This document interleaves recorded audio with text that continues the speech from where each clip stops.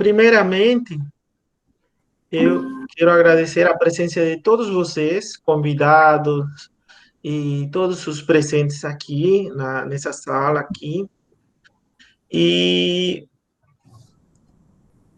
eu, para quem não me conhece, né, eu sou Henri Laval Sulassi, eu sou coordenador do Laboratório de Estudos Arqueométricos, eu também coordeno o programa de pós-graduação em Arqueologia da Universidade Federal de Pernambuco, e hoje, o grupo LEARC teve, né, chamou os nossos convidados para que eles falem um pouco sobre a megafauna, né, e também algumas técnicas de datação que podem ser utilizadas.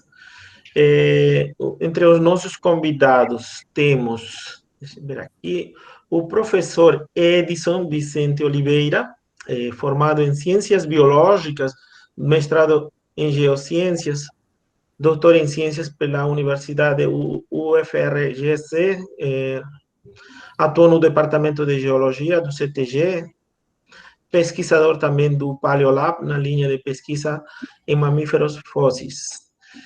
Nosso próximo convidado é o Dr. Pétrios da Silva Belo, doutor em Geociências pela Universidade Federal de Pernambuco, atualmente está fazendo doutorado em Arqueologia, mestre em Arqueologia, bacharel e licenciado em História, pesquisador e colaborador do nosso grupo LEARC, e atualmente estuda a cronologia da interação entre o homem e a mastofauna do Pleistoceno no nordeste do Brasil.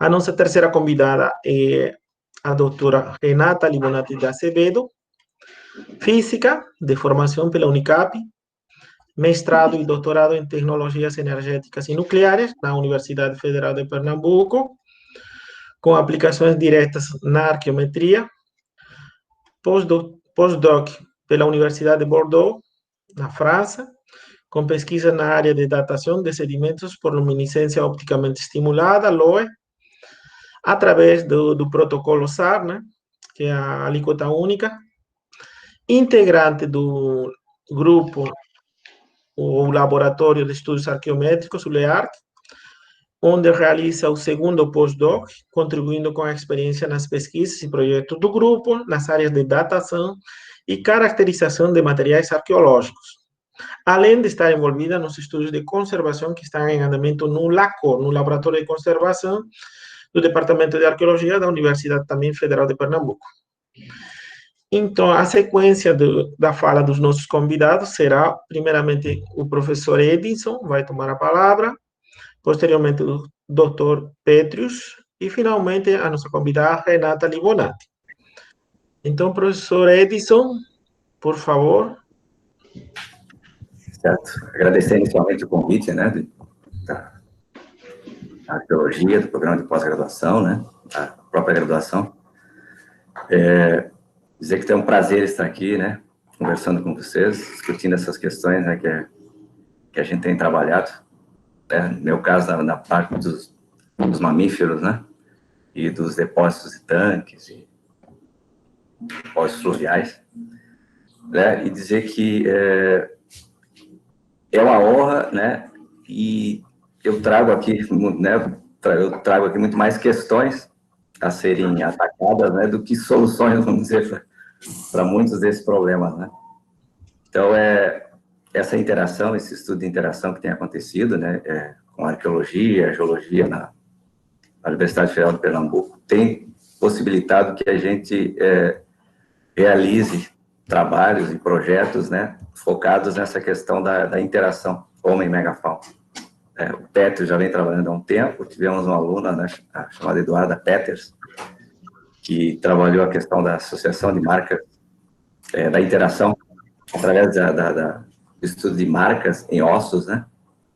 Então, tem um trabalho publicado já, onde se registrou no sítio em Conceição das Crioulas, né? E uma evidência bem interessante de interação, né? Um fragmento de costela lá muito provavelmente de Eremotherium, da preguiça gigante, né? E outros materiais ósseos também. Essa questão da interação em ossos, a gente vem atacando, né, porque ela pode nos fornecer uma evidência bem interessante, né? E isso sendo calibrado, vamos dizer, que é o que está faltando agora, mais datações, né, pode nos dar luz aí uma questão bem importante, né, que é a questão do povoamento aí e se houve interação entre o homem e a megafauna. O Petris anteriormente já havia, em sua dissertação de mestrado, feito uma publicação bem interessante, né, revisando o sítio da Toca da Janela da Barra do Antonião, em que se verificou que esse sítio tem uma cronologia bem do início do Holoceno, né, e ele mostra um padrão compatível com outros sítios na América do Sul, cuja presença de mamíferos, não da megafauna, mas mamíferos de um tamanho menor, como, por exemplo, um cavalo, uma preguiça pequena, chamada Catonix, que esses mamíferos, eles aparentemente, né, eles sobreviveram, vamos dizer, até o início do Holoceno, e o homem deve ter predado esse tipo de mamífero. Então, esse registro feito lá pelo Petris, né, no Antonião, é muito interessante, né, e abre uma perspectiva, assim, de pesquisa, inclusive relacionada à megafauna como um todo, né? Existe uma megafauna maior, talvez um pouco mais antiga, né, e uma megafauna que sobreviveu, vamos dizer, ao último máximo glacial e aqueles eventos ali entre 18 e 11 mil anos, né, e chegou ao início do Holoceno. Né? Para completar essas minhas palavras iniciais, né, então, essa questão da interação com os ossos é uma questão bem interessante, que eu acho que são estudos que vão continuar. E depois a questão da cronologia dos sítios, né, em que aparece a megafauna e no caso de Fazenda Nova, aparecem instrumentos líticos, né? Então, esse sítio já foi estudado várias vezes em termos da taxonomia dos grupos que apareceram lá, que aí já tem um ponto interessante, porque é uma fauna bem diferente dos contextos dos demais tanques com megafauna. Então, por exemplo, ali a gente encontrou o maior número de táxons, né, de gêneros, espécies, que não estão em outras localidades, né, e alguns deles são de origem norte-americana. Né? E tem um que a gente não publicou ainda, que é um Glyptodote, que ele é praticamente um gênero lá do sul, da Argentina, Uruguai, Rio Grande do Sul, né? Então, uma das possibilidades que a gente levanta de Fazenda Nova é que ele realmente possa ser do máximo glacial, né? De um momento de intercâmbio geral de faunas, né? De migração pelo continente sul-americano. Esse sítio, ele tem datas, mas ele tem datas contraditórias, datas antigas, datas mais novas, né? Então, ainda a gente precisa carbono 14, refazer os LOEs, né? As luminescências opticamente estimuladas, né? O carbonato precisa de mais datações, né, também. Ou seja, a gente precisa ter várias frentes de datações para poder depois juntar esses dados todos, né, e aí estudar de maneiras mais, se for propor algo de maneira mais consistente, né, em que os dados não sejam muito discrepantes, assim. Então, falei sobre as marcas dos ossos, e essa questão da cronologia dos sítios é a questão que está emergindo agora, né? E que, felizmente, o Petris está aí fazendo doutorado, né? E que pode nos fornecer soluções, vamos dizer, ou acrescentar mais problemas, né, a essas questões. Você passa a palavra ao moderador, para não me alongar muito. Certo. Então, eu gostaria que Pedro complementasse um pouco e nos situasse um pouquinho, assim, para quem não é muito da área, como vocês caracteriza a essa megafauna? O que, se ela é dividida em várias, vamos a colocar tamanhos de fauna, né? E, em si, quando vocês acreditam que tenha se dado essa extinção, o porquê, um pouco, que nos fale um pouco sobre isso. Petrus? Boa tarde a todos. Para aqueles que não me conhecem, né, o professor já apresentou, meu nome é Petrus, atualmente eu estou estudando o doutorado em arqueologia, e eu venho trabalhando com essa temática da interação entre o homem e a fauna desde o mestrado. Vocês estão conseguindo me ouvir bem? Sempre fica uma Sim. dúvida. Então, perfeito. Sim, então, desde o mestrado eu venho estudando essa temática da interação entre o homem e a megafauna. O professor Edson Vicente, ele foi meu orientador no mestrado em arqueologia, e foi meu orientador no doutorado em geociências. Ele é biólogo e paleontólogo, né, e me ensinou muita coisa a respeito da megafauna no Nordeste do Brasil. Como eu sei que a maioria do pessoal, cada um vem de uma área diferente, então eu preparei uma apresentação rápida com os conceitos de megafauna, porte, e imagens que falam mais do que 1000 palavras, né? Eu vou apresentar para vocês marcas de corte em fósseis da megafauna. Então, é uma apresentação simples, mas ela esclarece muita coisa, principalmente para quem não é da área. Tá? Eu só peço licença para vocês para eu poder fazer a projeção.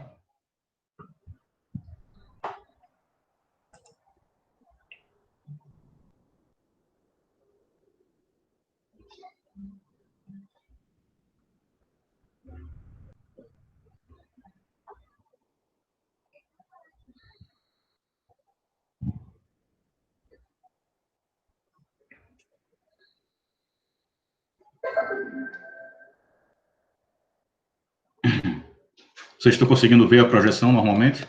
Sim, Petrus, está certo. Tá ok. Tá ok, Petrus. Tá, perfeito. A interação entre o ser humano e a megafauna. Uma breve introdução, né? Esses sítios paleontológicos inseridos no relevo kárstico ou calcário, em depósitos de tanques e lagoas, são favoráveis à formação e preservação de fósseis de megamamíferos pleistocênicos. Neles pode-se encontrar material arqueológico associado estratigraficamente aos fósseis. Também são encontradas alterações ósseas ou marcas produzidas pela ação humana. Sabe-se que durante o Pleistoceno final, aproximadamente 30 gêneros de mamíferos desapareceram na América do Norte, e possivelmente mais de 50 foram extintos na América do Sul.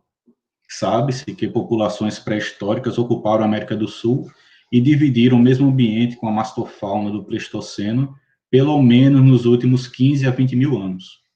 Mas é difícil estabelecer com precisão o momento no qual isso ocorreu. E é aí que entra a arqueometria, né, porque são necessários critérios rigorosos para datações. Como o professor Henry falou há pouco, a datação é algo técnico. É tão importante quanto datar é saber o que está sendo datado e correlacionar a idade com o evento correto. Mas o que é a megafauna? Alguns conceitos básicos. Mastofauna se refere aos mamíferos, tanto de porte mega quanto de porte grande. A megafauna são os animais com massa corporal acima de 1000 quilogramas.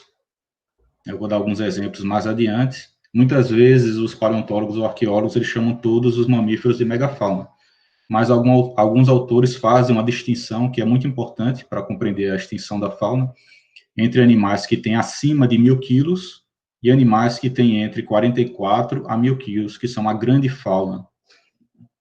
Então, existe essa diferença entre megafauna e grande fauna.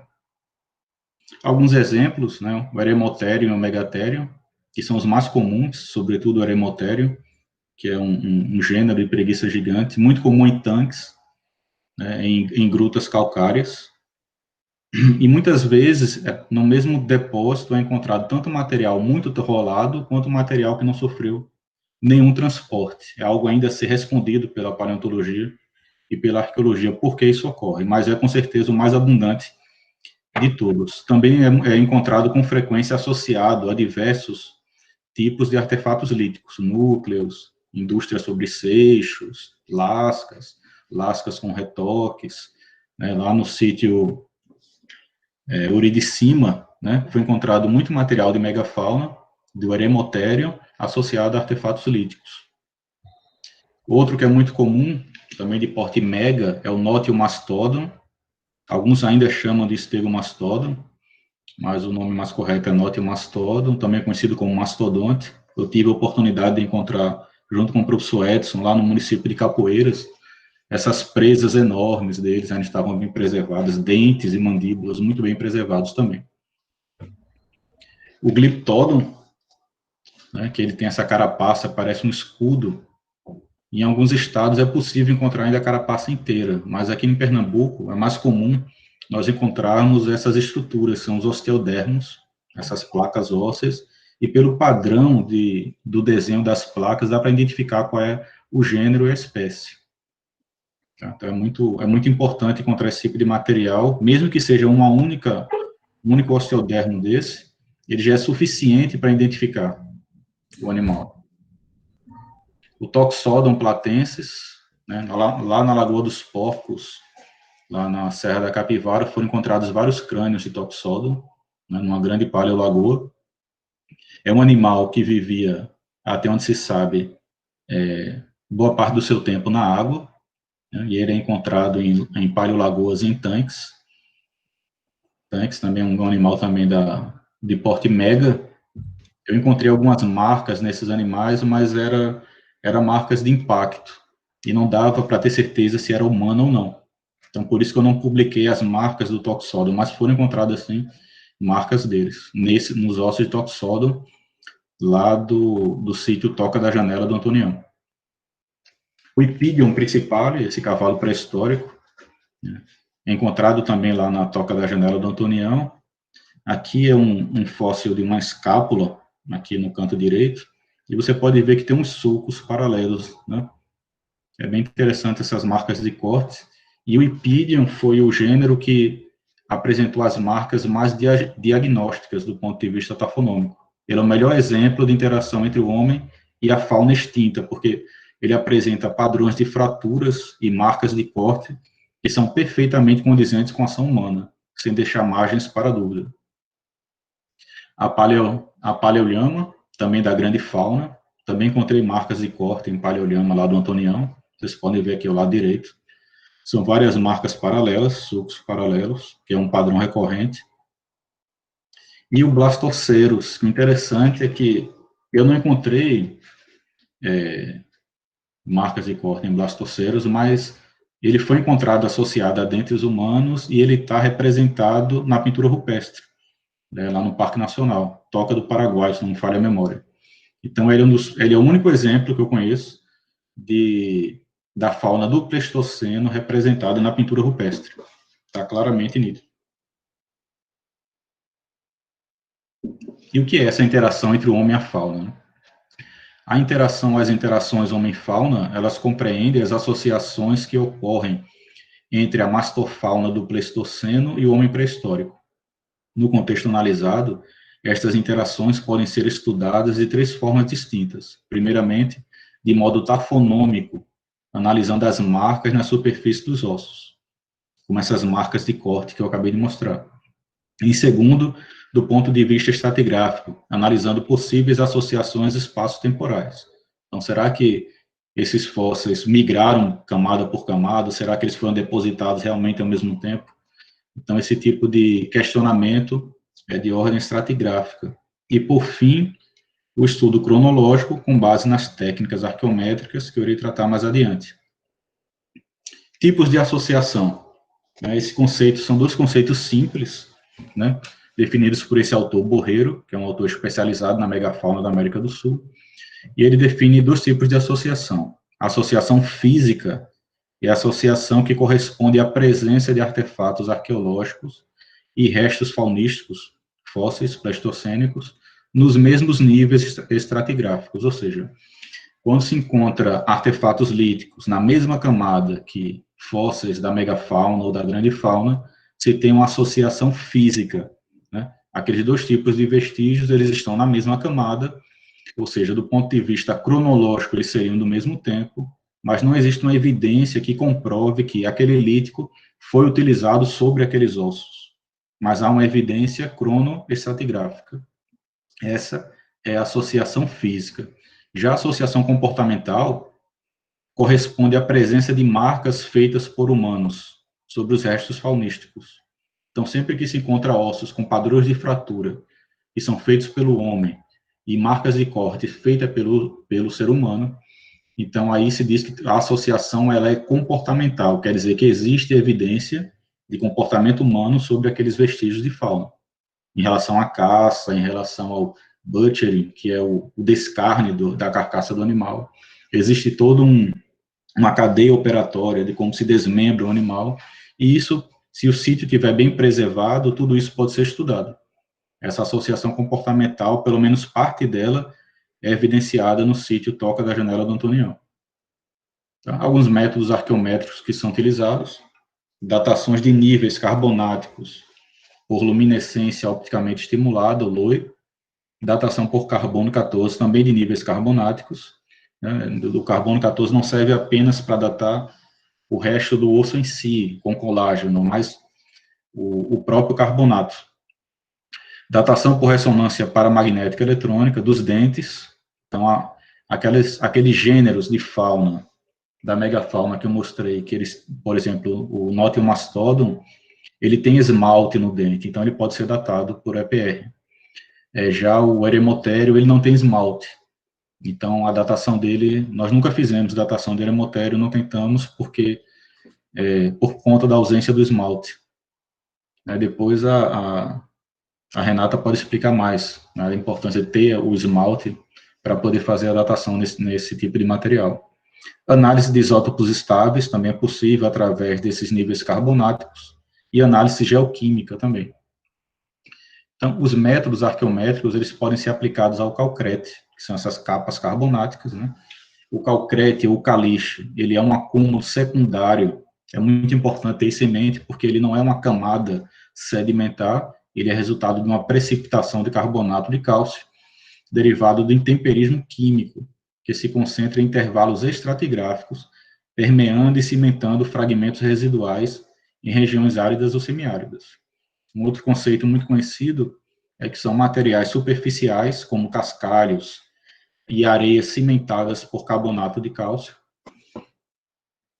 poroso ou nodular, como resultado da concentração através da evaporação em regiões de clima árido e semiáridos. Então, um depósito como um tanque que estava alagado, uma lagoa, ou um depósito fluvial, à medida que a água seca, o carbonato de cálcio dissolvido na água, ele vai se precipitando e vai formando essas camadas que vão endurecendo com o passar do tempo. E elas ajudam na preservação dos fósseis, ela forma tipo um escudo que envolve e protege os fósseis. Aqui alguns exemplos, né, dessas camadas carbonáticas. Na esquerda, o tanque Incó, no distrito de Fazenda Nova, aqui em Pernambuco.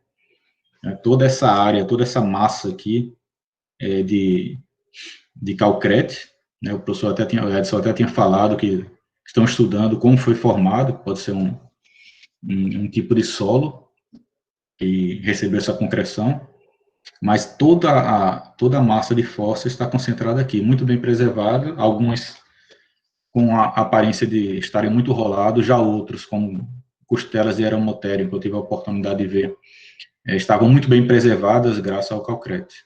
Então, a partir desse calcrete é possível datar por LOI, luminescência opticamente estimulada, é possível datar por carbono 14, e é possível fazer estudos de isótopos estáveis, como oxigênio e carbono, e é possível também fazer análise de taxas de hematita e goitita, que eu vou falar mais adiante.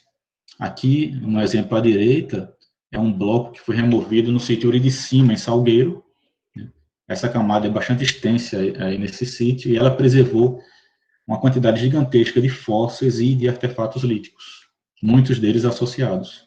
Então, muito desse material ainda está sendo estudado, né, e em breve deveremos ter mais publicações sobre o assunto. A arqueometria e a interação homem-fauna, né? Os métodos e as técnicas arqueométricas servem para confirmar se uma determinada associação estratigráfica, se os fósseis e os artefatos são contemporâneos. Métodos como LOI, carbono 14 e EPR são utilizados para datar camadas e restos de fauna. Esses mesmos níveis estratigráficos podem conter informações paleoambientais, que podem ser estudadas através da análise dos isótopos estáveis, no caso do carbono e oxigênio, por exemplo, e das taxas de determinados elementos químicos, como a hematita e a goetita. Então, se num determinado calcrete tiver uma concentração maior de goetita do que de hematita, isso quer dizer que a temperatura, que as condições ambientais eram mais úmidas. Já se tiver uma concentração maior de hematita, quer dizer que as condições ambientais eram mais secas. Então, é muito interessante fazer tanto a datação e associá-la com métodos de estudos paleoambientais. Aqui um exemplo de associação física, onde o artefato está associado aos fósseis. Né? Aqui vocês veem, aqui uma costela de Eremotério, ela está parcialmente danificada, aqui também. E aqui tem um artefato lítico, uma indústria sob seixos. Né? E esse artefato, ele tem, parte dele está revestida pelo calcrete. Então ele pode ser datado, a gente pode conseguir uma data do lítico que estava associado aos fósseis. É difícil conseguir isso, porque normalmente quando essas escavações são feitas, não há tanto essa preocupação de estudar essa associação entre líticos e fósseis. Então, como da nossa parte existe essa preocupação, então é muito interessante muito importante poder datar esse lítico para ter uma idade mínima de quando ele foi revestido por essa concreção. Aqui ao lado a estratigrafia do sítio, né? E aqui, ó, a gente conseguiu idades, carbono 14, de 19 mil anos. Essas idades podem ser revistas, mas o interessante é que por volta dos 19 mil anos estava ocorrendo o último máximo glacial. Aqui exemplos de associação comportamental. Nesse osso aqui à esquerda, ele é um rádio de Ipidium principale. Se vocês observarem o detalhe, olha como ele está fraturado de forma irregular. Né? Esse padrão de fratura irregular é característico do osso ainda no seu estado fresco. Ele não quebra assim quando ele está fossilizado, ele só quebra assim quando ele ainda mantém a sua elasticidade original. Todo osso tem uma certa elasticidade. Ele dobra um pouco antes de quebrar. Então, esse osso foi quebrado enquanto o animal ainda não tinha sido fossilizado. Então, o que tudo indica, ele foi quebrado para a extração da medula, né, para servir de alimento. Aqui do lado direito, né, marcas de corte, também em Ipidium. E se observarem detalhadamente, você tem marcas paralelas, olha, várias marcas paralelas, e tem marcas se cruzando também. E há uma concreção mineral passando por cima de um sulco, aqui, uma evidência de que esse corte não foi feito durante a escavação. Algumas pessoas me perguntavam, como é que você sabe que esse sulco aí não foi feito acidentalmente por alguém durante a escavação? Primeiro, existe um padrão de vários sulcos paralelos, com seções em V, esse corte em V, e a concreção mineral, ela reveste o sulco, ela recobre, entendeu? E interessante também que no meio do osso, quando os minerais começaram a crescer, ele partiu. E ele dividiu ao meio os sulcos. O sulco começa aqui, é interrompido por esse processo tafonômico pós-deposicional, e o sulco continua. Quer dizer que quando essa marca foi feita, não havia essas concreções aqui minerais, né? O osso estava colado e ele foi sistematicamente cortado. Aqui do lado também várias marcas de corte paralelas também, em fósseis, nesse caso aqui, de Paleolhama, e aqui de Ipidium e Ipidium. Aqui é uma imagem de microscópio eletrônico de varredura, porque uma das características de uma marca de corte é que dentro dela haja microestrias. Né? Esses padrões foram definidos por Binford, lá nos anos 80, quando ele fez aqueles estudos etnoarqueológicos. Então, quando eu fiz o molde e o contramolde do interior de uma dessas marcas, né, apesar da marca já ter um desgaste por conta do tempo, se observarem bem, dentro dela tem umas ranhuras. Né? Isso é dentro do sulco, tem umas ranhuras aqui e aqui, e graças à microscopia eletrônica, a gente pode comprovar que se tratava, de fato, de uma marca de corte, feita por um artefato lítico. Aqui é um osso também de Paleolhama, e se vocês observarem, ele tem um corte muito profundo aqui, né? Parece um talhe, uma seção em V enorme. Você pode ver o perfil aqui perfeitamente, e isso não é natural, e também não é feito por animais. o padrão de marcas de um animal, ele não é assim, uma seção em V perfeita. Ele é muito irregular. As marcas se sobrepõem, elas são cônicas e são onduladas, elas não têm esse padrão. Esse padrão é tipicamente antrópico, também lá do sítio do Antonião, lá no município de... não é São Raimundo Nonato, é no município de Coronel José Dias. Esse osso, ele pode até ser considerado um artefato, porque é uma falange de Paleolhama, e essa falange, ela foi raspada. Um dos lados dela foi raspado. Então, se essa raspagem tivesse ocorrido por causas naturais, pelo transporte, os dois lados do osso dessa falange estariam raspados, mas eles não estão. Então, toda a superfície dura do osso foi removida, deixando só a superfície esponjosa, e quando se olha no microscópio, se percebe que esses furinhos aqui, esses poros, eles foram sendo destruídos pela raspagem, produzindo sulcos. Se você observar aqui no canto direito, os poros vão se unindo porque ele foi sistematicamente raspado nesse sentido que indica que é a seta. Então, embora o osso esteja quebrado, ele foi raspado, ele não foi devorado por um animal, nem por um roedor, ele foi raspado pelo homem. É um padrão antrópico. Alguns líticos que foram encontrados à esquerda, aquele lítico lá encontrado em Fazenda Nova, né, no tanque, com essas concreções que são do calcrete, e do lado um lítico semelhante encontrado lá no Antonião. Então, são dois sítios diferentes, ambos com megafauna e com artefatos líticos semelhantes. Embora nesse aqui a quantidade de líticos foi bem inferior, mas eles são semelhantes, a indústria sob seixos, e o lascamento não é muito elaborado. Quando se olha o lítico a olho nu, você percebe que tem uns retoques, ele tem uma borda que pode ser usada como um gume cortante, embora na foto não fique nítido, mas são, sim, ferramentas semelhantes em sítios completamente diferentes. No caso da direita, do Antonião, é um abrigo sobre rocha, e o da esquerda é um tanque. Aí aqui o sítio Tamanduá de cima, que eu tive a oportunidade de pesquisar na minha tese de geociências, ele é um grande depósito fluvial, que tem essa grande camada, são várias camadas, na verdade, carbonáticas, e todas elas praticamente foram datadas. Então, nós encontramos idades que variam entre 15.400 a 19.600 anos. Ou seja, ela vai do último máximo glacial, 19 mil anos, e vai até 15 mil e poucos anos, que é uma idade que muitos autores atribuem para a chegada do homem na América do Sul. Embora alguns sítios atestem a chegada do ser humano na América do Sul em períodos muito mais recuados, como, por exemplo, o Boqueirão da Pedra Furada, com 50 mil anos de idade, infelizmente ele não tem megafauna. Infelizmente ele não tem megafauna. Então, os sítios com megafauna, acredita-se que essa interação entre o homem e a megafauna foi entre 15 mil anos, talvez até 20 mil. Então, esse sítio ele é muito importante porque ele se encaixa exatamente nesse intervalo e compreende também eventos paleoclimáticos muito importantes, como o último máximo glacial. E tem mais informações nesse sítio, né? Acima dele foi encontrada uma camada com pegadas de fauna pleistocênica, da grande fauna, foi identificado, né, de Ipídio, aqui em cima. No mesmo sítio, nessa área aqui onde as pessoas estão pisando, né, depois foram encontradas as pegadas de Ipídio, de Cervídeo e de Paleolhama.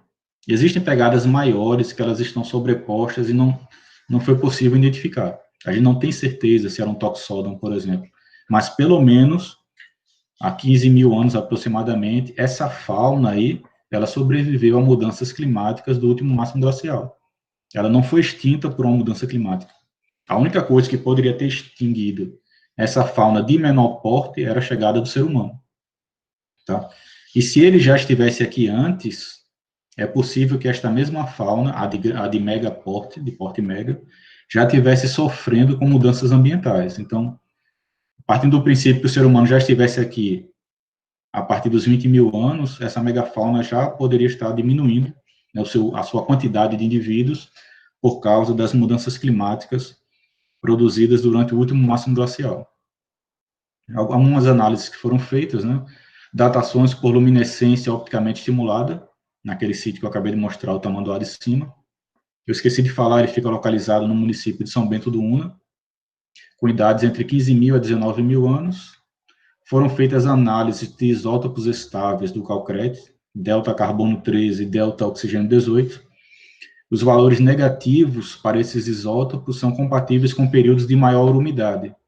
O interessante é que por volta dos 19 mil anos, quando estava ocorrendo o máximo glacial no hemisfério norte, esse máximo glacial no hemisfério norte repercutia no hemisfério sul com chuvas de monção. Aquelas chuvas de monções, né, que elas pegavam todo o Nordeste, praticamente, e iam até a China. Então, esse registro dessas chuvas ficou nos espelhotemas e ficou também nos isótopos estáveis desse calcrete.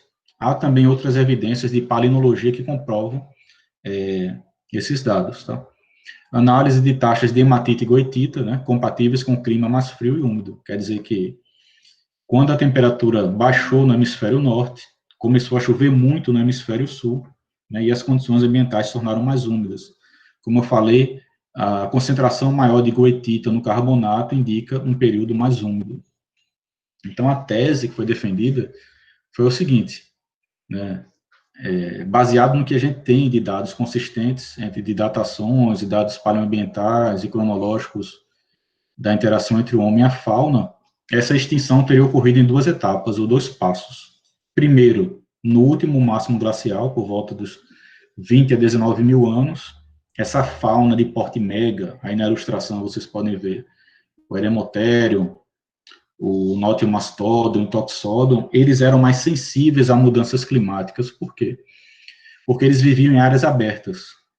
E quando chovia muito aqui no hemisfério sul, essas áreas abertas se reduziam e eram tomadas por áreas florestadas, né? E esses animais não se adaptavam bem às áreas florestadas, diferente dos animais de pequeno porte. Então, essa glaciação no hemisfério norte, ela muda a cobertura vegetal no hemisfério sul, reduzindo essa área de cobertura. Existe até uma teoria para isso, uma hipótese chamada Broken zigue-zague, quer dizer que essa alternância de frio no hemisfério norte, chuvoso no hemisfério sul, ela gerava uma alternância na cobertura vegetal. A cobertura vegetal antes predominantemente aberta, tipo cerrado, ela foi substituída por áreas de floresta, e aí essa megafauna, com mais de 1.000 quilos, ela teve o seu habitat reduzido, e a quantidade de indivíduos diminuiu. Houve uma quebra na biomassa. E depois disso, você tem a inserção do homem na América do Sul, considerando aqueles sítios considerando as datações dos sítios, onde há vestígios humanos e da fauna extinta, esse ser humano teria chegado aqui na América do Sul por volta dos 15 mil anos, e mesmo que a gente tivesse esticado mais um pouquinho, até 19 ou 20 mil anos, como as datações do sítio Toca da Tirapeia, por exemplo, que tem idades nessa faixa, mesmo que a gente estique a chegada do homem para 20 mil anos, ela coincide com um evento climático muito forte, uma mudança muito forte, que afetou essa fauna. Só que a fauna de menor porte, e aí vem a segunda etapa do processo de extinção, ela se adaptou muito bem à mudança climática, porque ela comia diferentes tipos de vegetação. O caso do Ipidium, por exemplo, e de alguns cervídeos, eles comiam diferentes tipos de folhagem. Então, quando a vegetação mudou, a cobertura vegetal mudou para uma área mais florestada, eles se adaptaram, enquanto que a megafauna não. Só que aí já tinha um outro fator, que era a presença humana. E aí esses animais de pequeno porte não sobreviveram por tanto tempo assim, coexistindo com o ser humano, porque eles foram caçados. Então, eles já estavam se adaptando a mudanças climáticas, e depois, ao que tudo indica, a presença humana também foi um fator a mais que contribuiu na extinção dessa fauna de porte grande, mas não da fauna de porte mega. Por isso que são duas etapas para a extinção, uma no último máximo glacial e outra entre o Younger Dryas, que é um um retorno às condições glaciais no final do Pleistoceno e início do Holoceno. Então, pessoal, é basicamente isso. Deixa eu só parar aqui Não sei se ficou claro para todo mundo. Ficou claro, Petrus. Obrigado. Eu vou deixar as dúvidas, as questões que estão aparecendo aqui no chat para o final. Eu vou dar sequência à fala dos nossos convidados. Vou convidar a Renata para ela falar sobre as datações. Renata, por favor. Oi, Henry. Antes de tudo, eu gostaria de agradecer pelo convite, né? Pela belíssima apresentação que você fez de minha pessoa. E agradecer também, né, ao professor Edson e ao Pétrios. E aí, muito eles já falaram, né? E eu vou pedir a vocês licença aqui para apresentar um pouco. E a partir desse momento eu não vou ficar vendo mais vocês. Tá aqui.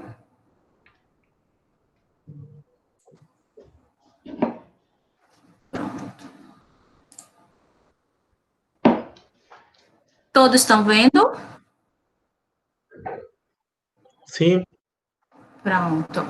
Então, eu vou falar um pouquinho, né? Não vou me ater ao que o Pétrio já falou e o que o professor Edson falou.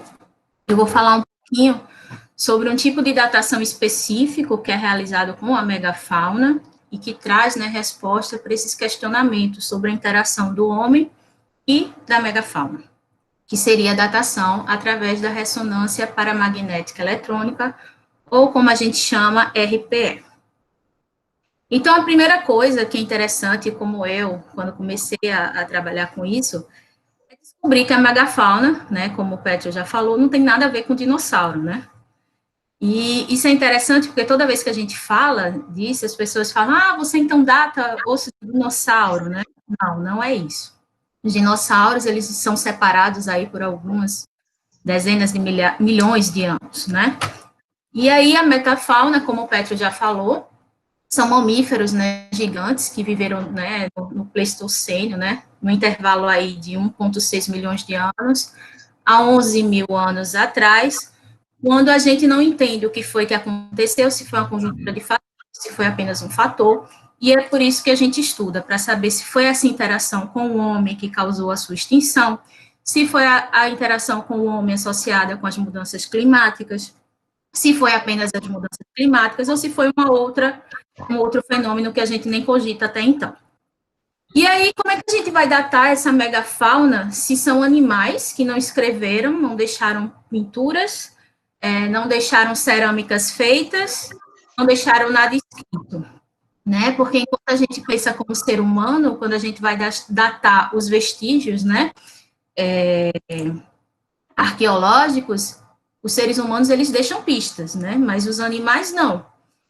E aí, a gente tem uma série de métodos, né, que a gente utiliza para datar os vestígios arqueológicos humanos, mas a gente também pode usar para datar os próprios animais do passado, né, os seus dentes e os seus ossos. E como o Pétrio já falou, a gente tem um carbono 14, a gente tem a luminescência opticamente estimulada, que você pode datar o sedimento que estava, né, no mesmo nível estratigráfico que a ossada foi encontrada, e aí você, por associação, diz, esse animal pertenceu a tantos mil anos atrás. Mas, no caso específico, né, da megafauna, a gente vai ter a ressonância paramagnética eletrônica, ou seja, eu vou datar o próprio animal através de seus dentes, né? Se a gente parar para pensar, os dentes, tanto de humanos como de animais, são aqueles que praticamente se encontram sempre nos sítios arqueológicos. Por quê? Porque os dentes, eles são resistentes, né? Eles se conservam com mais facilidade nos sítios.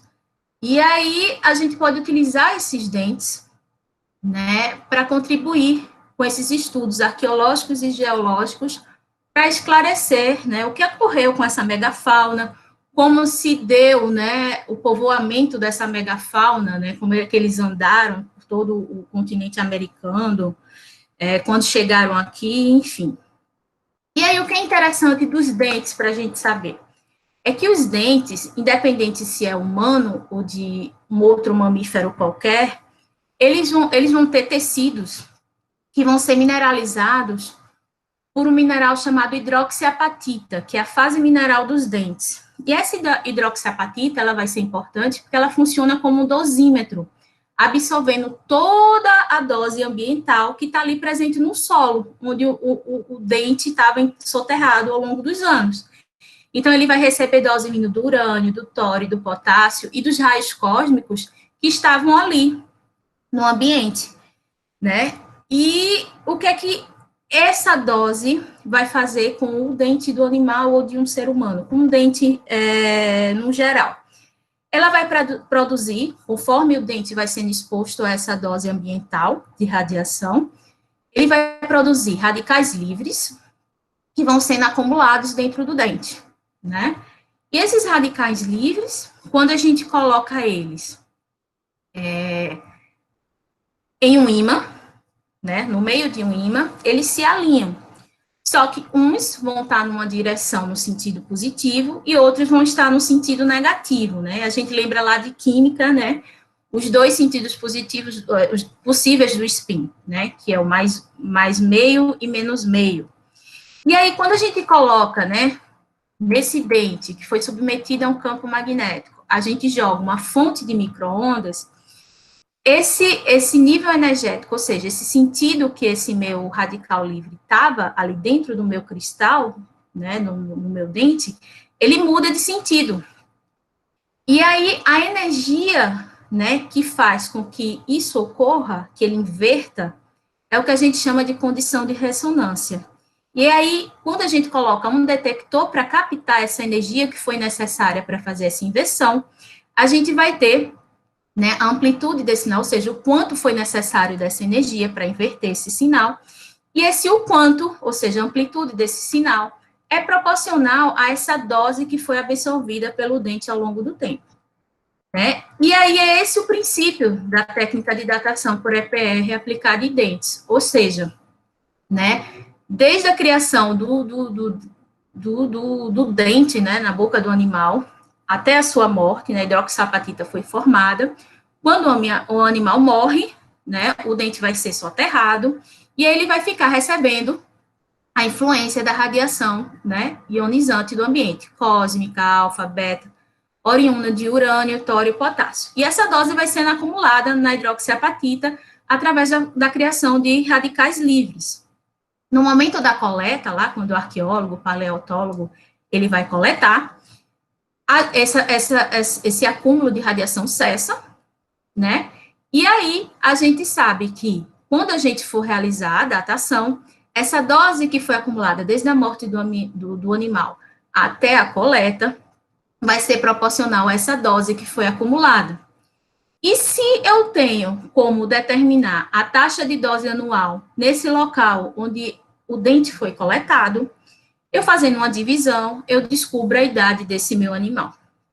Então, como é que a gente tira essa hidroxiapatita dos dentes, né? Que seria a primeira parte do processo de datação. É importante, né, se a gente olhar aqui, por exemplo, no dente humano, a gente vê que o dente, ele tem 3 tecidos base, né, vamos dizer assim. A gente tem o esmalte, que é uma camada mais superficial que protege, né, o dente, que se localiza na coroa do dente.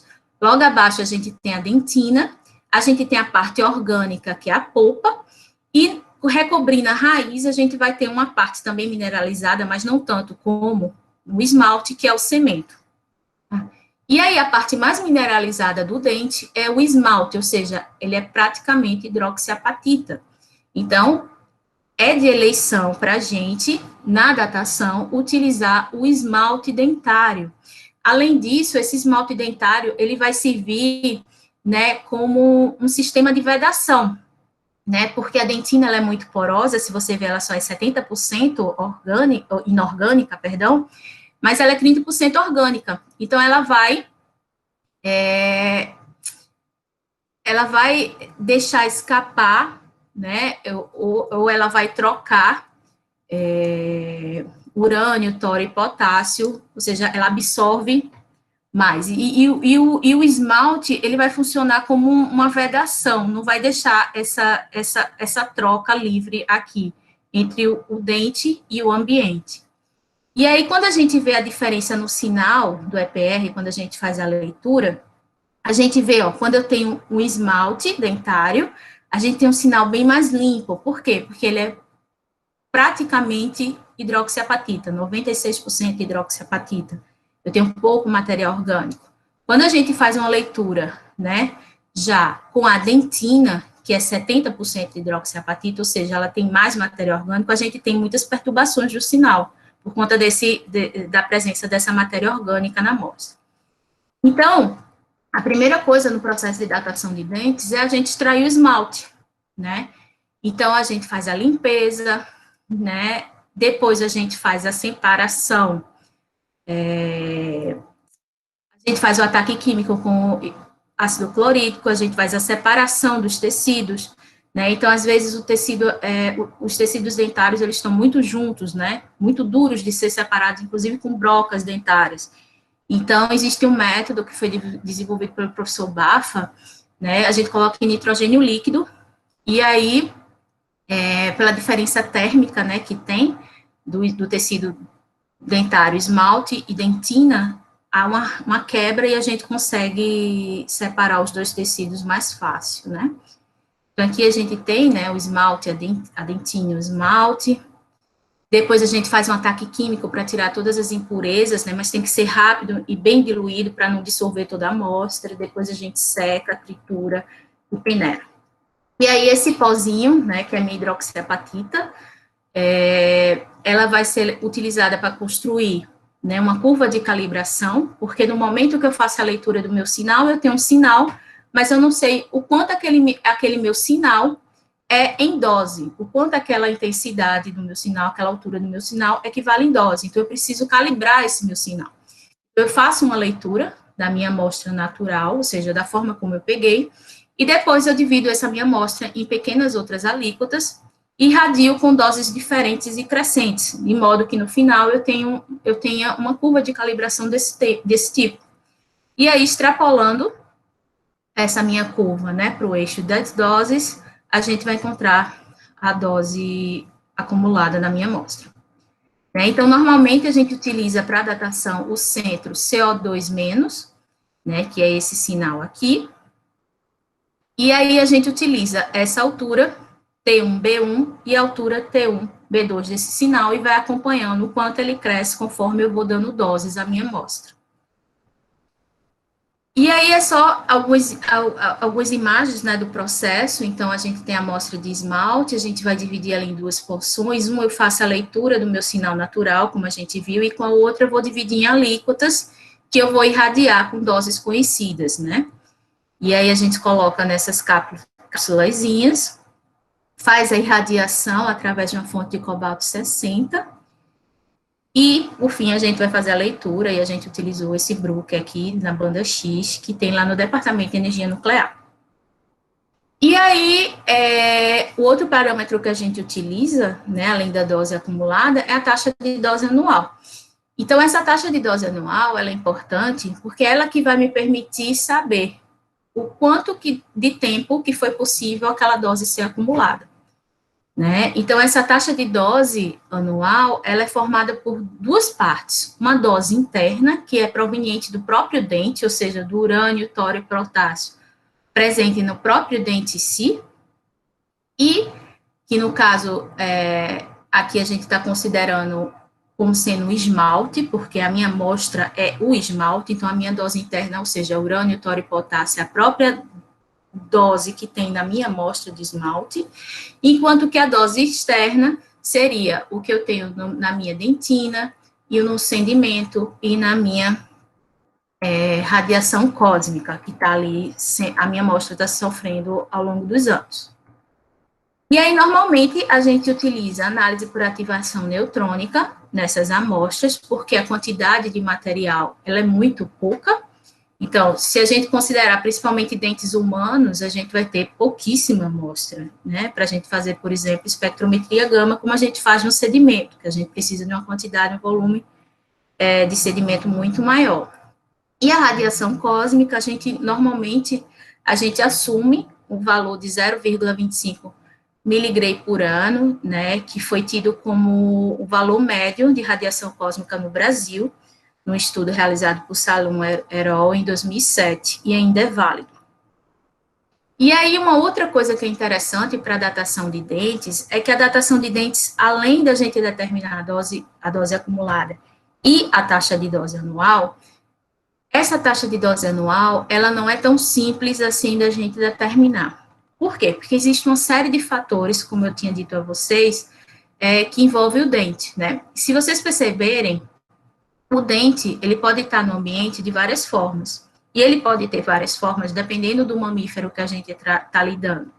Então, eu posso ter só o esmalte no ambiente, um fragmento de esmalte que caiu. Então, a interação desse esmalte, que é sozinho com o ambiente, é uma. Eu posso ter o esmalte e embaixo dele eu ter a dentina, ou seja, era um dente íntegro que estava ali. E eu posso ter um dente íntegro, mas ele ser um dente com uma configuração totalmente diferente como essa. Então, assim, o nível de interação do urânio, tório e potássio na estrutura dentária, ou seja, no esmalte, vai ser diferente aqui. E aí, levando isso em consideração, foram desenvolvidas, né, vamos dizer assim, três teorias para a gente entender como se dá, né, como é que o dente ele absorve, né, essa radiação do ambiente. E aí a gente tem, né, poderia ter uma captação precoce, ou seja, assim que o dente é soterrado, ele absorve tudo e satura, que seria essa captação precoce. A que é mais aceita, que seria uma captação linear, ou seja, ao longo do tempo ele foi absorvendo essa dose gradativamente até chegar no valor que está no presente e foi medido, ou, por algum motivo, ele não captou nada ao longo do tempo e só recentemente passou a captar, ou por alguma quebra no esmalte que permitiu que entrasse urânio, tório e potássio, enfim. Não é tão usual essa captação tardia.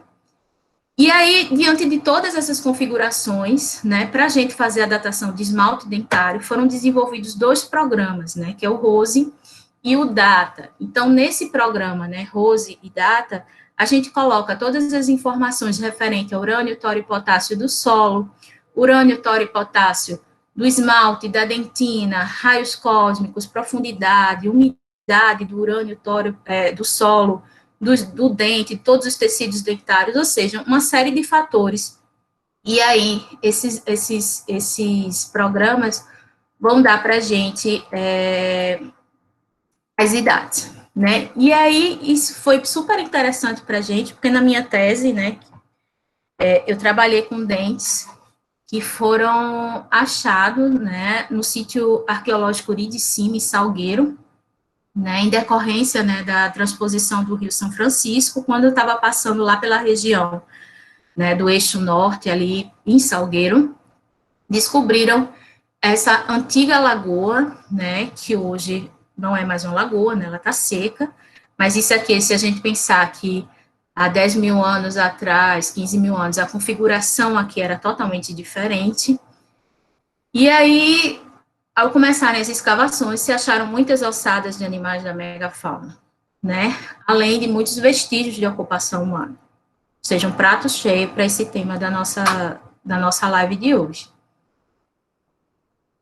E aí, de todos os dentes que foram encontrados, eu não me recordo agora quantos foram, 5 foram selecionados para minha tese, né, que foram coletados nessas posições aqui da escavação da lagoa, que foi realizada no ano de 2010. Além disso, a gente também datou, né, de modo a fazer uma comparação entre as datações, vários tubos de sedimentos para fazer a realização por luminescência opticamente estimulada. E a gente também utilizou amostras de placa de concreção para também fazer a datação por luminescência opticamente estimulada dessas amostras, e a gente também tem um reforço nas idades.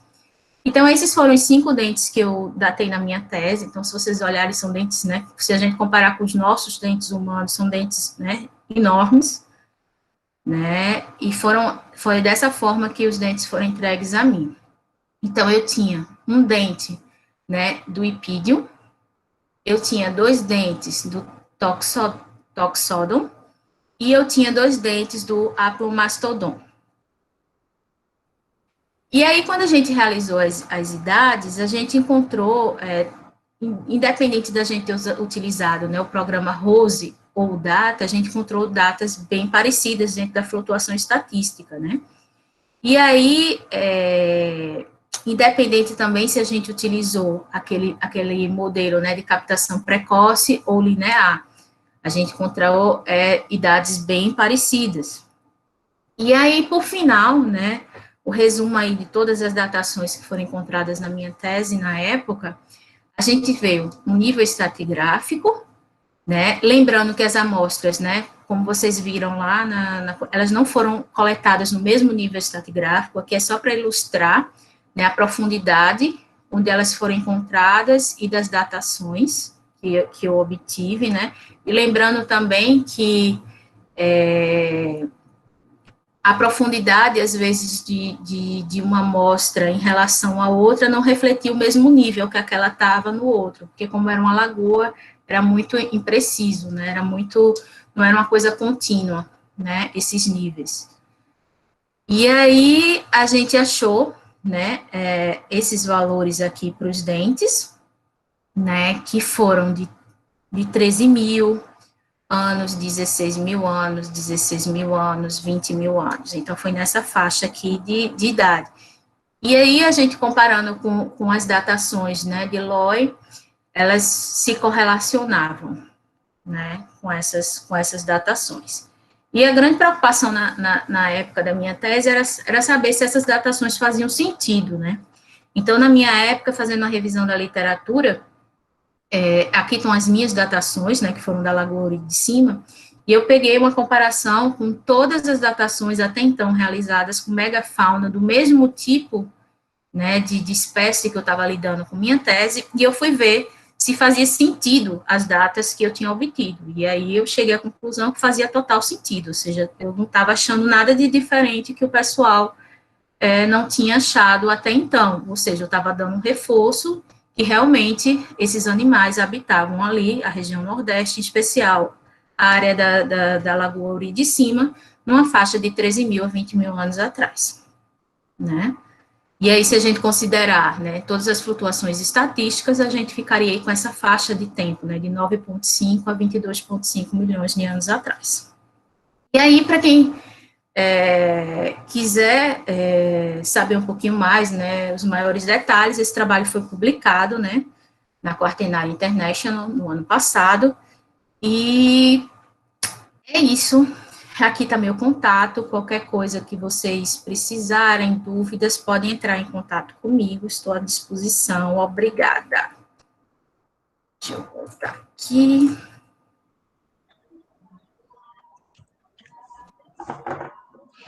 Obrigado, Renata. Agradeço tua palestra esclarecedora. Bom, não sei se das pessoas que estão aqui nos acompanhando tem algumas dúvidas em relação a essa interação homem-megafauna, assim, tem alguns questionamentos. Jade, você anotou algum questionamento que tenha sido levantado? Porque, caso contrário, eu tenho algumas dúvidas aqui que eu posso passar para os nossos convidados. Jade? Oi, professor. Então, aqui nos comentários a gente pode ver que tem umas questões que já foram até respondidas pelo professor Edson, ele respondeu aqui, mas eu posso falar para quem não viu, né? O Polar, que o FPI perguntou se vocês tentaram datar algum fragmento de bicho, colágeno ou hepatita, recuperados nesses depósitos de São Bento do Una. datação por carbono 14. E o professor Edson respondeu que não, que essa datação ainda está faltando e que é muito importante ainda realizá-la, né? E existem alguns outros comentários do Paleotube falando que existem datações de megafauna em Sergipe de 11 e 12 mil anos e na Bahia de 9 mil anos. E logo depois também o Petrius respondeu que está fazendo um levantamento dessas idades de megafauna e quem tiver alguns artigos podem enviar para o contato dele que está aqui no chat. Quem tiver interesse ou quem tiver algum dado que possa enviar. Fora isso, o Polark respondeu sobre a vantagem da não limitação temporal para o uso desse tipo de datação, levando em consideração que o uranotório pode alcançar até o Cretáceo, caso o dente absorva o uranotório. E que esses depósitos são da Lagoa do Uri e são muito interessantes. Eu gostaria de fazer algum comentário sobre as questões das datações apresentadas, né? Alguém se manifestou sobre que existem datações, por exemplo, da megafauna, que chegam próximo do Holoceno e até adentro. A questão problemática envolvendo isso é que muitas dessas datas isoladas, né, que às vezes alguém publica, ou como teve um pesquisador que ele saiu recolhendo materiais em diversas universidades, né? Então ele pegava um osso de uma universidade, outra, e depois datou esses ossos, né? E aí montou, vamos dizer, né, um quadro cronológico a partir desses dados. Então, o que a gente está tentando evitar nesse momento é exatamente o uso, né, dessas datações isoladas. Então, por exemplo, esse trabalho, esses resultados que a Renata alcançou, mostrando que aqueles dados que ela obteve para os entes, eles estão condizentes com o nível em que foram coletados, né, que já estavam previamente calibrados por outros métodos de datação, e que mostraram, vamos dizer, um modelo consistente, né, com o todo do sítio, né. Então, isso é que, nesse momento, eu acho que é o que a gente tem que prezar, né, nessa pesquisa aí envolvendo, né, megafauna, esses tanques, lagoas, né, que é a consistência dos dados, né. Então, evidentemente que existem datações isoladas, né, alguém conseguiu uma datação de 8 mil anos para um toxódon, né,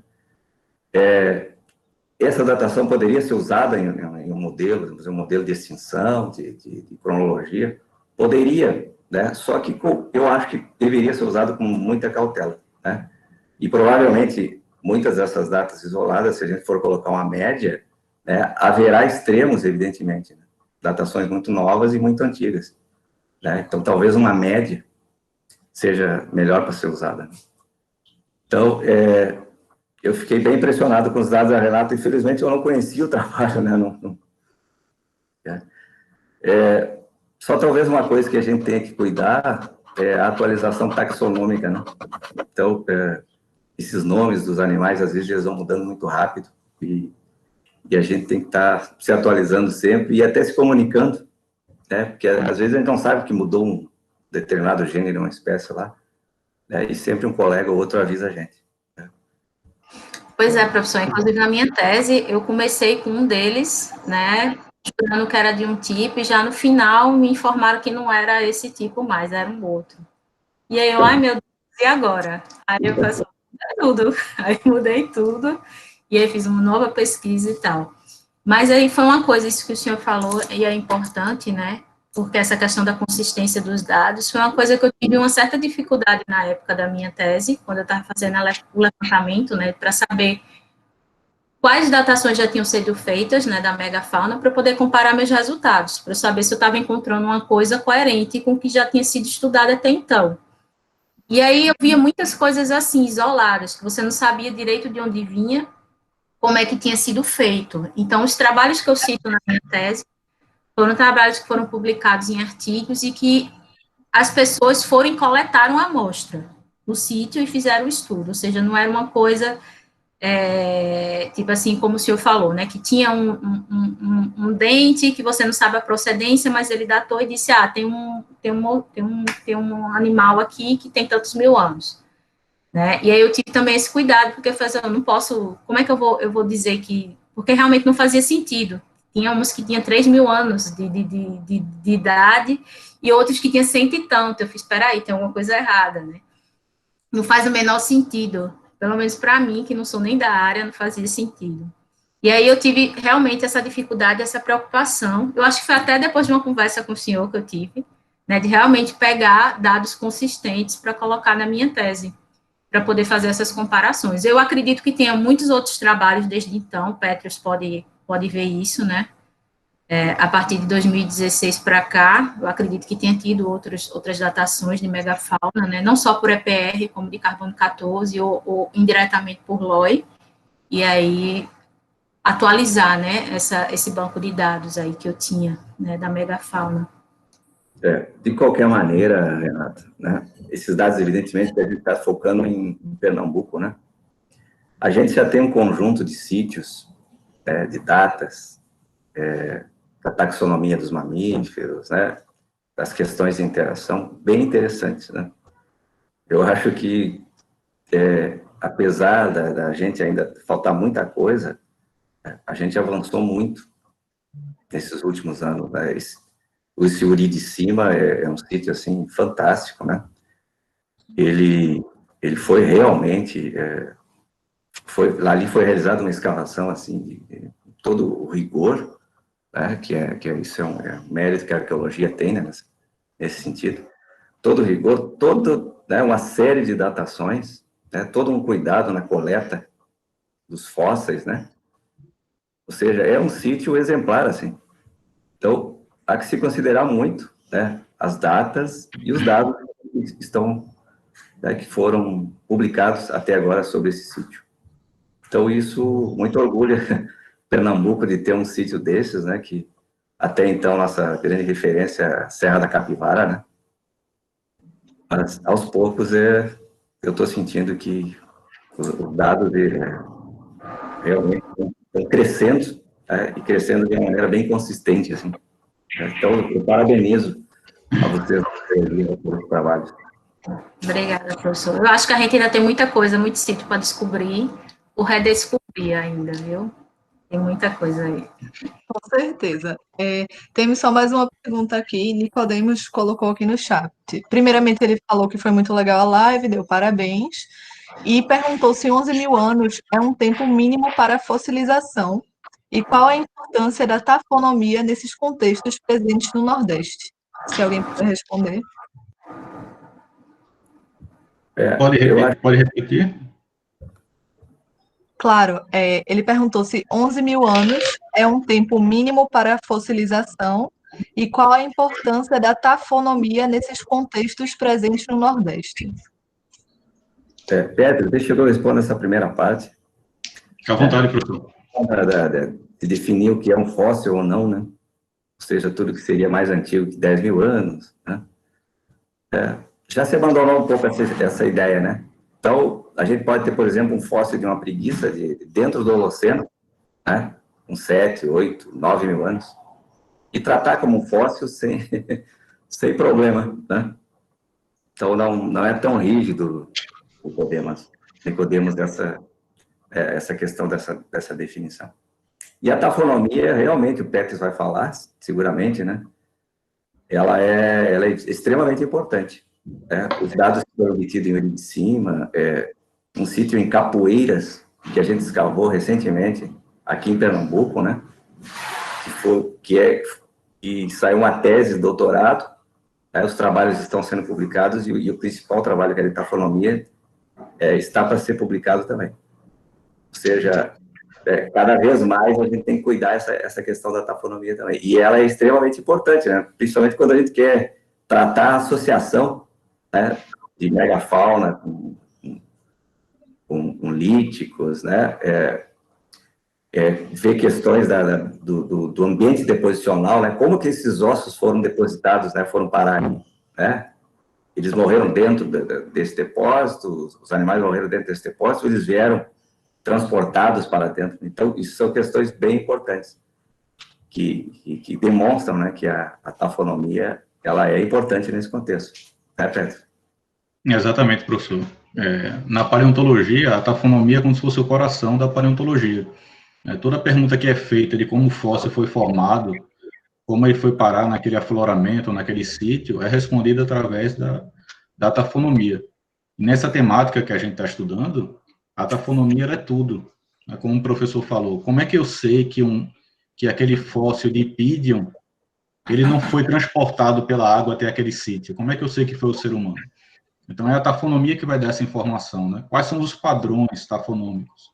Existe uma série de padrões que vêm sendo estudados há 30 anos, pelo menos, ou mais, de padrões de corte, de fratura, de transporte, de pisoteio, né?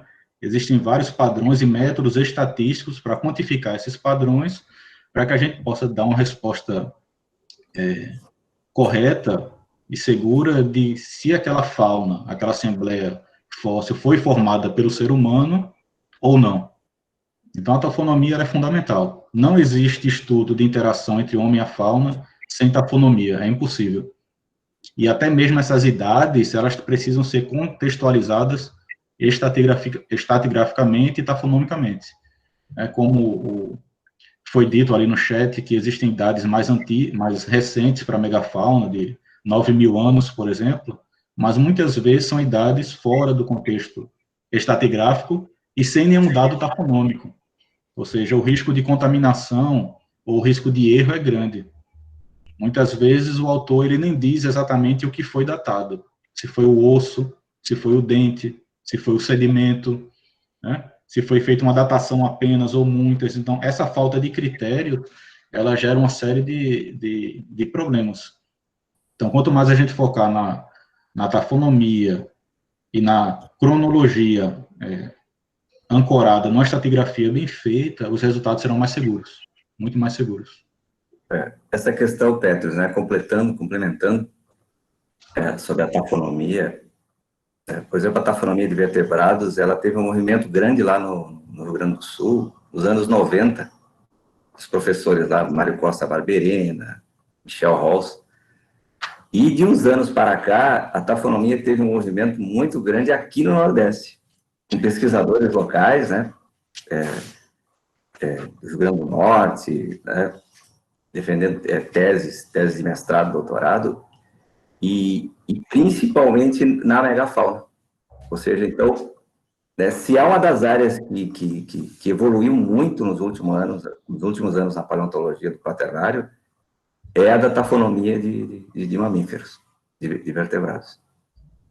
E graças muito ao pessoal do Nordeste, né, que está estudando esses tanques e dali retirando os padrões, né, e entendendo como que esses ossos foram parar dentro dessas cacimbas, né, desses tanques.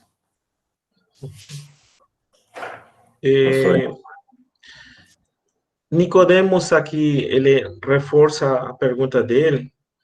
Diz, fossilização é deixar de ter matéria orgânica. Daí, como seria viável usar o método carbono 14? Como é que é? Deixa eu ver. A partir da questão anterior, que ele perguntou qual seria o tempo de fossilização, né? Não sei, 1.000 anos aproximadamente ou não. Agora ele pergunta se essa fossilização é deixar de ter matéria orgânica, e se for o caso, daí como seria viável usar o método de carbono 14? Não sei se deu para entender. Isso. O carbono 14, os ossos têm que ter colágeno, né? Uhum. E como ele fala que a fossilização é praticamente o processo da mineralização, né, desse material, então como é possível datar por carbono 14? Claro, por isso a questão... vai ter um limite lá de 30.000 anos, né? Se falava que era um pouco mais, mas ao redor de 30.000 anos, ele estoura, né? E o dado passa a não ser mais confiável. Talvez tenha relação direta com essa questão, né, da substituição, à medida que o osso vai mineralizando, né? O que é orgânico vai sendo substituído. Realmente aí fica difícil. Eu vou reforçar um pouco a questão de Nicodemos. Vocês têm já visto datações de carbono 14 em material ósseo de megafauna? Essa pergunta é para a gente? Sim. É o que está faltando. Né? E fazendo a nova, se obteve 2 datações de carbono 14, né? Mas foram sobre o carbonato. Carbonato. Eu acho que os ossos também a gente teve um período de descrença em relação ao carbono 14, exatamente por causa desse limite. Como a gente agora está num intervalo melhor definido, que é lá entre 20 e poucos mil anos e 9 mil anos, né, que é o finalzinho do Pleistoceno ali, o início do Holoceno, então o carbono 14 ele volta, né, a ter importância. Uhum. O que a gente está esbarrando agora é na questão financeira, né, de ter o recurso para conseguir essas datações. Ela é extremamente importante para esse intervalo que a gente está discutindo. E aí, só pensando, Henrique, que é justamente isso, né, por conta da limitação da técnica do carbono 14, que foram desenvolvidas outras técnicas, né, como a luminescência, como o EPR. Então, por exemplo, às vezes você não tem mais colágeno para fazer a datação por carbono 14. Então, você usa o dente para fazer por EPR, daquele animal. Né? Às vezes você não tem nem o dente, nem tem mais colágeno, mas você tem o sedimento que estava ao redor, no contexto, naquele nível que estava o osso. Então, você faz a sedimento e associa aquele osso, ou aquele dente, aquela ossada que estava ali. Então, assim, existem alternativas, né? Ou seja, a gente não pode também achar que é porque não dá carbono 14 que a gente não vai realizar datação, né? Por isso que existem vários outros métodos de datação, né? A gente tem PL, tem LOI, EPR, obsidiana, enfim, tem arqueomagnetismo e por aí vai, né? Exatamente. Eu vou mais ou menos tentar responder também um pouco da minha experiência para José Nicodemos, que, como ele falou, a fossilização é um processo no qual vai se perdendo o carbono 14, aí a quantidade de carbono 14 ela se reduz bastante, e isso vai quase que inviabilizar a datação. Pode ser que em alguns casos dê certo e consiga datar por carbono 14 utilizando a AMS, mas não vai ser uma constante. É muito pouco provável que consiga datar por carbono 14. É questão da meia-vida também, né, envolvendo...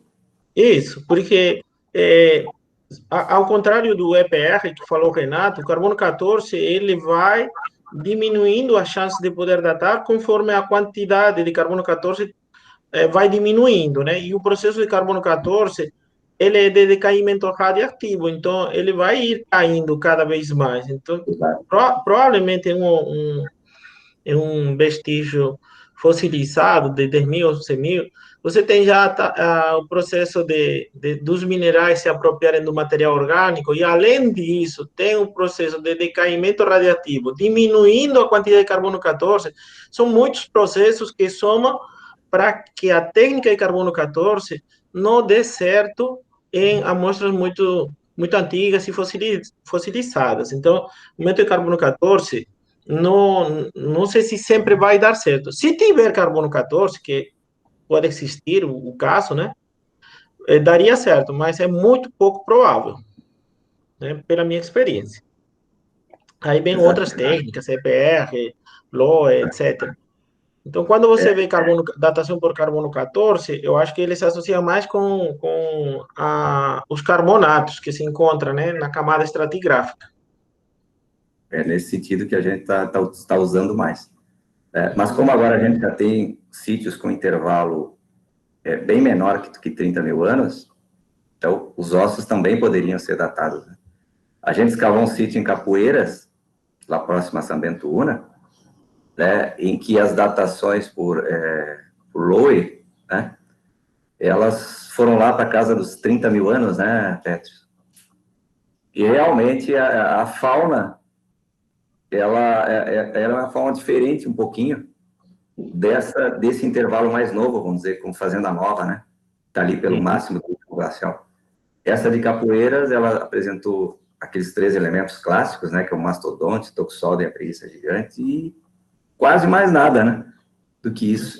Não, um sítio que também não apresentou carbonato, não apresentou calcrete, e nem nenhum vestígio lítico, e sequer algum indício de interação.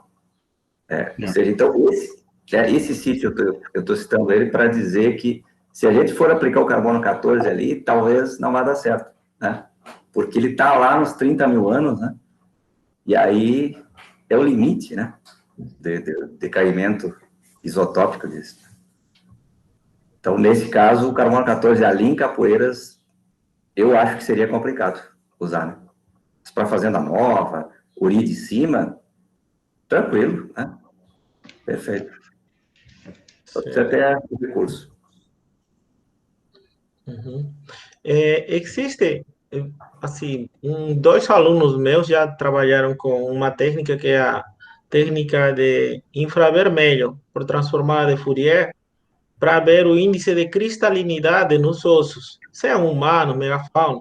E ele é como uma pré-triagem antes de fazer carbono 14, para ver a persistência do material orgânico. Então, é uma medida assim que você faz no osso diretamente, né? Aquele efetir por ATR, e aí você já sabe se esse material pode ter chance de ser datado por carbono 14. É uma ferramenta interessante. Antes de você enviar o material até o Beta Analytics, eles tratarem esse material, né? Destruir o material tudinho e falarem, não dá porque não tem carbono 14 para ser datado, né? É uma ótima estratégia. Uhum. Existem vários artigos abordando essa técnica e seu uso tanto para DNA quanto para datação, como uma pré-triagem, né? De como escolher a amostra. Bom, vamos ver aqui também tem aqui o polar que o FPI fala, como estão as perspectivas dessas datações tão importantes para o contexto quaternário, tanto arqueológico quanto paleobiológico no âmbito da UFP. Bom, nesse quesito a gente está. O Petrus, hoje em dia, ele está trabalhando com a parte de datação, exatamente isso, né? Ele viu na tesis dele que era necessário trabalhar de forma mais rigorosa essas datações, e a gente está trabalhando nisso para poder falar com confiabilidade das datações. Não é porque tenham sido mal realizadas, é esse problema o valor, né, da datação, a idade que você encontra e a associação com o evento. Então, para você ter uma boa associação entre o evento e a idade que você encontrou, você tem que entender tanto a datação, o processo de datação, né, o fundamento da técnica, porque cada técnica é diferente, cada técnica tem um fenômeno diferente por trás, e também o mecanismo, né, daquele material que você está datando, os processos que influenciam na persistência daquele material que você está datando, os processos tafonômicos. Então, Petrus assumiu o compromisso, né, e começar a discutir todas essas idades que se encontraram, discutir método a método, e os prós e os contras. Não com a ideia de derrubar as datações, estou com a ideia de fortalecer a cronologia dessa interação homem-megafauna. Pedro, tu quer falar alguma coisa aí em relação a isso? A essas datações? Tão importante quanto datar, como o professor falou, é ter um contexto seguro daquilo que está sendo datado. Então, o que é que a gente não tem hoje, por exemplo? A gente não sabe exatamente por quanto tempo o ser humano e a megafauna coexistiram. Eles coexistiram por quantos milhares de anos, por exemplo. Quais as idades são mais seguras?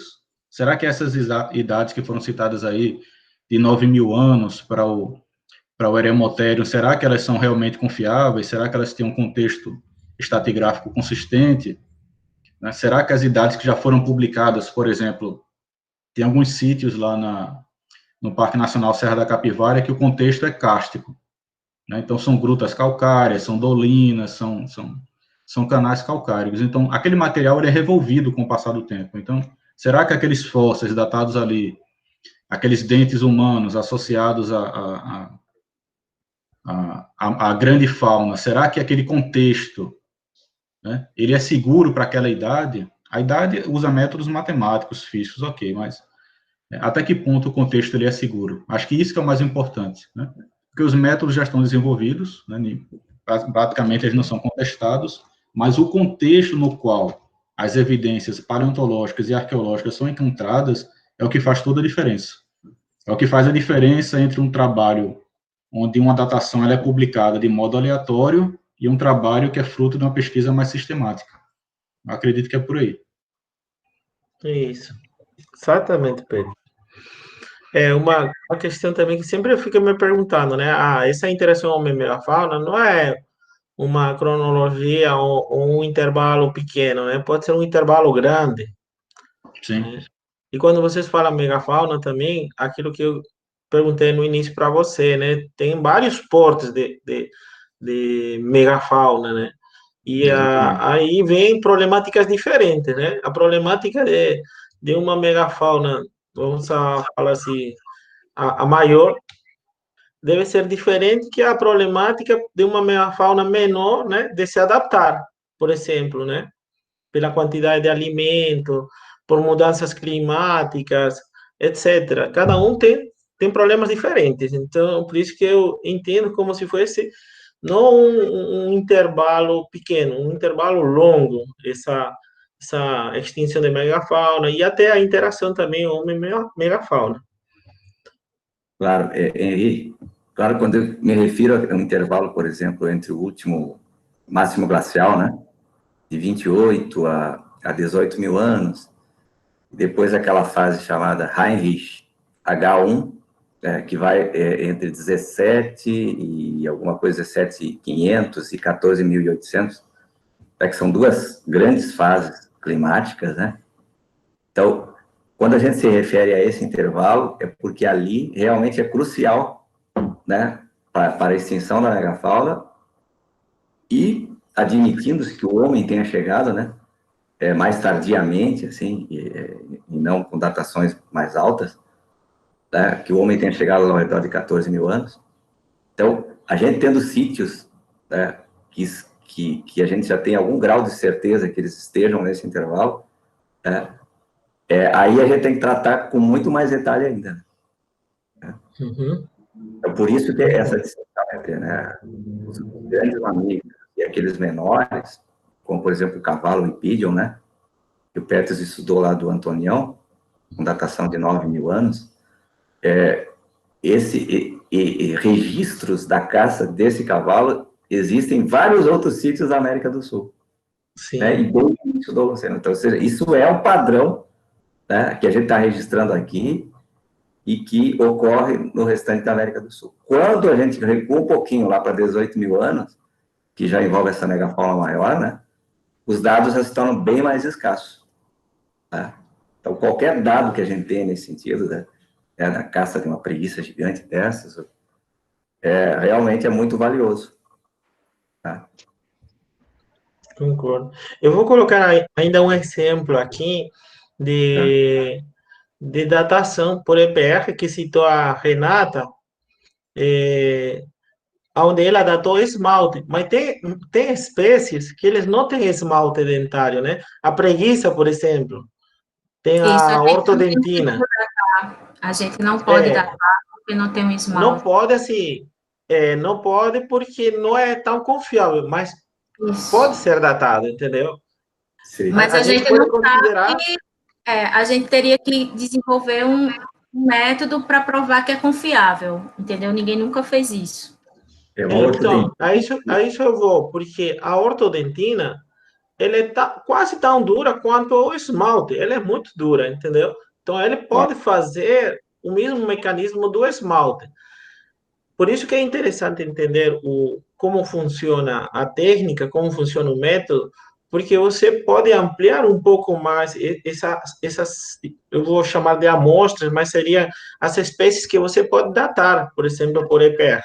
Né? Hoje em dia, me parece que o carro-chefe das datações diretas de megafauna é o EPR, né? Eu vejo muita datação de EPR em megafauna. Pelo menos aqui no Brasil tem bastante, né? O pessoal do BAFA, aqui no Chita, eles têm trabalhado muito com essa parte.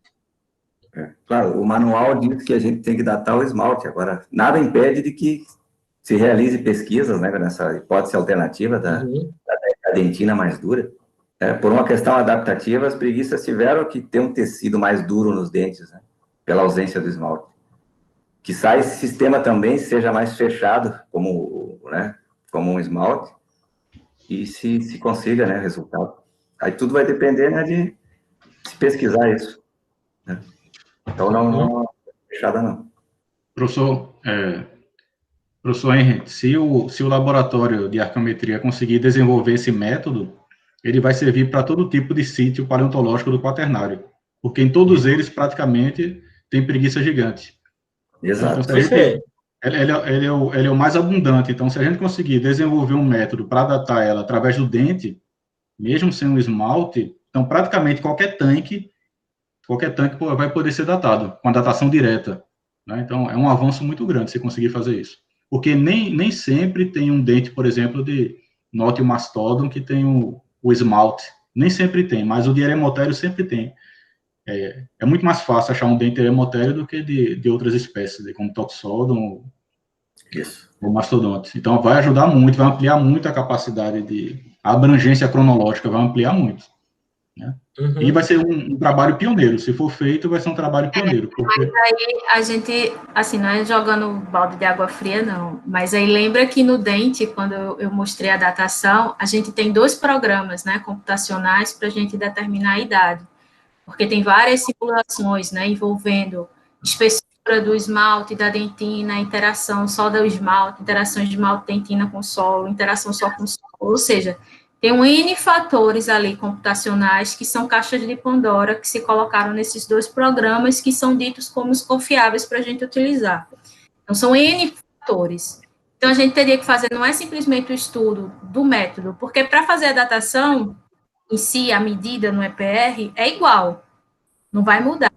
O problema é como a gente vai interpretar como esse urânio, esse tório e esse potássio foi absorvido pela essa ortodentina, como é que essa ortodentina vai se comportar dentro de um solo que tem urânio, tório e potássio, com a radiação cósmica, com a umidade, mistura tudo isso ao longo do tempo, porque esses programas, eles levaram décadas para ficarem do jeito que estão hoje, porque foram vários pequenos estudos que ao longo do tempo vão sendo incorporados. Por exemplo, a versão anterior do Data, ele não levava em consideração a variação da umidade com a profundidade.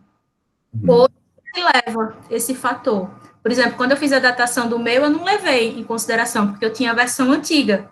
Então, talvez hoje, se eu entrar e colocar meus dados de novo e inserir essa diferença, né, da variação da umidade com a profundidade, de repente esteja ali na mesma faixa, mas varia um pouco a idade. Está entendendo? Ou seja, não é uma coisa tão simples. Não é simplesmente a gente fazer a datação, porque a gente vai conseguir medir, a gente vai ter o sinal, porque a gente vai ter ali hidroxiapatita. Isso aí é inquestionável. O problema é o outro lado, é determinar a taxa de dose anual. Como é que essa ortodentina, que é um sistema diferente do esmalte, ou seja, ela é mais permeável, como é que eu vou simular as várias possibilidades de absorver urânio, tório e potássio com a umidade, com a profundidade, com a temperatura e com o tempo do local marcado. E aí eu confesso que eu vejo isso como um grande desafio. Não é que a gente não possa fazer, mas assim, que não é uma coisa simples.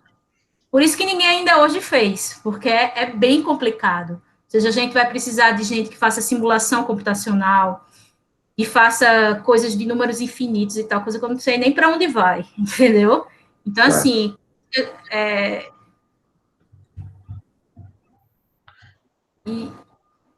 assim, só os últimos congressos que eu participei, né, que tratavam disso, várias pessoas sugeriram isso, mas aí todas elas mostram justamente que impactam nesse sentido, né? Porque assim, você não tem como saber, porque até onde naquela época se via, era o que o comportamento não era um comportamento padrão, como é, por exemplo, quando a gente tem um esmalte. Ou seja, todo dente vai seguir aquele comportamento.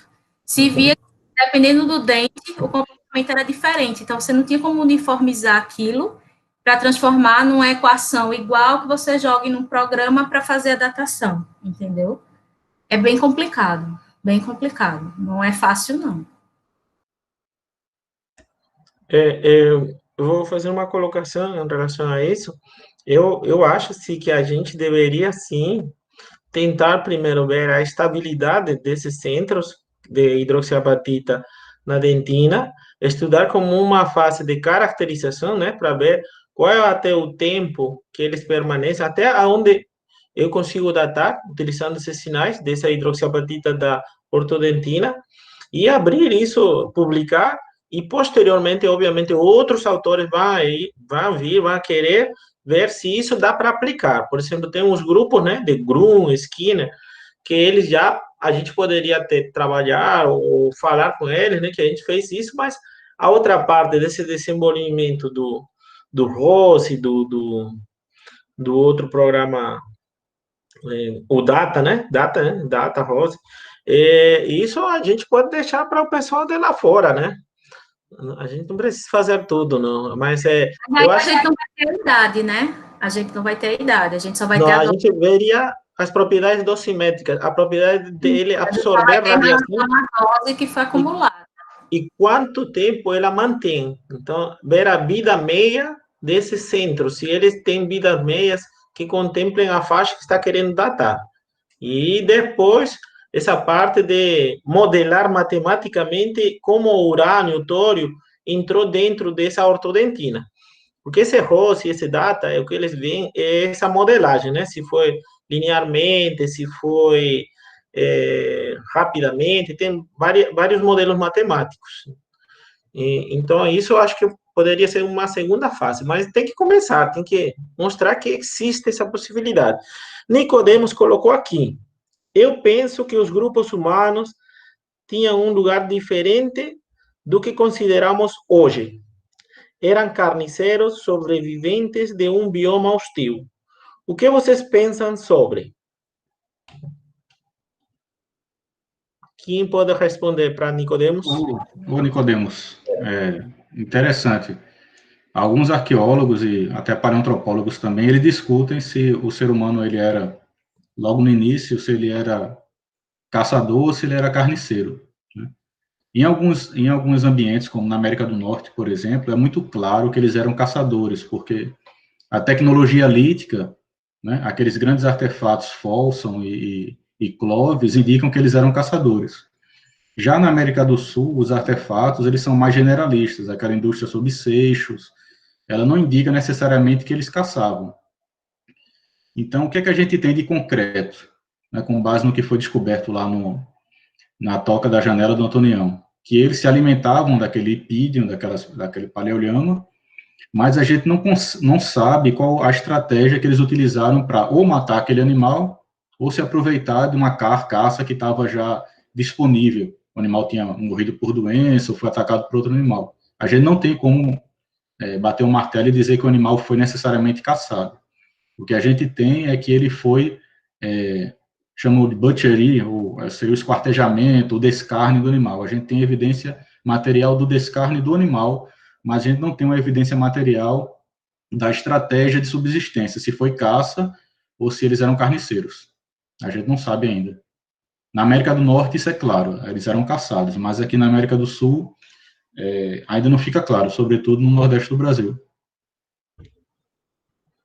Eu, particularmente, eu acredito que é caça, porque eu não conheço nenhuma tribo indígena que se alimente de carcaças em estado de putrefação. Eu acredito que para a sobrevivência do grupo, isso é muito arriscado. Então, eu não conheço, na etnoarqueologia, né, aqueles estudos de Binford, de nenhum grupo daqueles, eles comiam carcaça como um urubu faz, por exemplo, uma hiena. Eles não fazem isso. Eles matavam o animal, de alguma forma, podia ser por uma emboscada, por uma armadilha, ou com uso de tecnologia lítica, como pontas de lança, e depois eles comiam o animal. Então, para a sobrevivência, isso é muito mais útil e é muito mais seguro você se alimentar do animal recém-abatido do que uma carcaça já em estado de decomposição. Então, eu ainda advogo que foi a caça, embora a gente não tenha ainda como bater o martelo.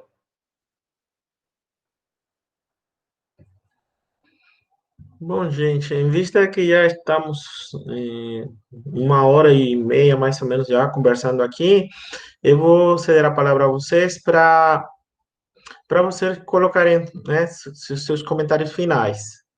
Professor Edson. Agradecer o convite, né? Dizer que foi uma honra ter participado aqui, né, essa reunião, né, com a Renata, o Petros, contigo, né, e o pessoal que está participando também, e dizer que eu acho que a gente discutiu coisas bem interessantes aqui hoje, né, e o futuro aponta que a gente mantenha, vamos dizer, esses laços de união entre a geologia e a arqueologia, no sentido de datar esses sítios todos, né? Então, isso é uma coisa que está emergindo e é necessária. Já se conhece, né, um pouco da megafauna, né, os seus nomes, a paleoecologia. A questão agora das datações, né, dos sítios, da contextualização dos sítios, né, com uma amarração cronológica em determinados intervalos, né, como, por exemplo, do máximo glacial e aqueles outros eventos climáticos eles, em direção ao Holoceno, é isso que realmente a gente está precisando. Então, essa pesquisa que o Petros ataca centralmente isso, né, os métodos de datação que a Renata apresentou e que ela tem desenvolvido, né, estão se mostrando que são muito úteis, né? Então, a gente tem, né, a gente tem dentes de preguiça, mas nós temos dentes com esmalte também, né? Sítio em Capoeiras, a gente tem molares de mastodontes, né, fazenda nova. Ou seja, dá para testar muito ainda, né, o EPR, esse sítio. E quem sabe ele vai amarrar, né, uma cronologia mais robusta, assim, para todos esses sítios. É isso. Obrigado, gente. Estou à disposição. Qualquer outro. Obrigado, professor. Petros, por favor. Bem, pessoal, boa tarde. Eu só tenho a agradecer pela oportunidade, pelo convite. Eu considero esse o tema mais interessante da arqueologia e da paleontologia, né, desde o mestrado que eu venho me concentrando nele. E, assim, quando eu comecei, mal se falava na arqueologia sobre o assunto. Quer dizer, em outros locais, sim, mas, assim, entre os departamentos se falava pouco, né? E ainda bem que, ao longo desses anos, o departamento de arqueologia está mais próximo do de geociências, né? Isso proporcionou muitos avanços, né? Alguns paleontólogos até achavam estranho, como é que pode o homem com a megafauna, e isso foi sendo desmistificado com o tempo. Então, eu considero um grande privilégio e eu convoco todos que se reúnam para a gente publicar junto, em conjunto, né? Quem é físico, quem é paleontólogo, arqueólogo, a gente reúne dados e publica muito. Porque quanto mais a gente publicar, fortalece os laboratórios, o departamento, isso conta também para solicitar recursos, né? Quanto mais publicações nós tivermos em periódicos de nível mais alto, específicos, isso conta muito para o crescimento do laboratório. Então é isso, muito obrigado a todos. Obrigado também, Petros, obrigado. Renata, por favor. Eu gostaria de agradecer a oportunidade, né? Foi muito bom reencontrá-los, né? A gente conversar um pouquinho. Fazia tempo que eu não falava de megafauna. Adoro a megafauna, né? E principalmente dentes. Então, assim, são duas coisas que eu gosto. Eu gosto tanto de dente que inventei de fazer odontologia também agora. Então, obrigada mais uma vez, né? Foi muito bom. Encheu a cabeça de novas ideias aqui. Já anotei um monte de coisa para a gente discutir depois. E vamos embora fazer mais coisas aí juntos, né? Faz tempo que a gente não trabalha junto, né, professor? Vamos embora. Obrigada aí, gente. Bom, então, obrigado a todos, obrigado, Petro, Renata, professor Edson. Como falaram todos vocês, vamos a trabalhar juntos. Temos muita coisa para fazermos, né, em conjunto, tanto na parte de datações e na revisão mesmo de todos os trabalhos que já foram publicados também, tentando ver essas confiabilidades, fazer um pouco de trabalho estatístico também, porque como vocês mostraram, existem extremos que são pouco prováveis, né? Então a gente tem que discutir esses extremos, pegar eles com umas pinças e começar a discutir eles por que eles estão nesses extremos, né? Eu acho que faz parte de nosso trabalho. Bom, gente, obrigado a todos que estiveram até o final aqui, aos outros que tiveram que sair um pouco antes. Muito obrigado a todos. Me despido e será até uma próxima, né? É isso aí. Obrigado a Obrigada, todos. professor, por Até a mediar. próxima. Obrigada, Renata, Pétrios, professor Edson. Obrigada a todo mundo que participou também. E fiquem ligados aí nas nossas redes sociais, no nosso Instagram, que logo, logo a gente vai divulgar nossa próxima live, viu? Para todo mundo participar com a gente. Beijos e até logo. Até logo a todos.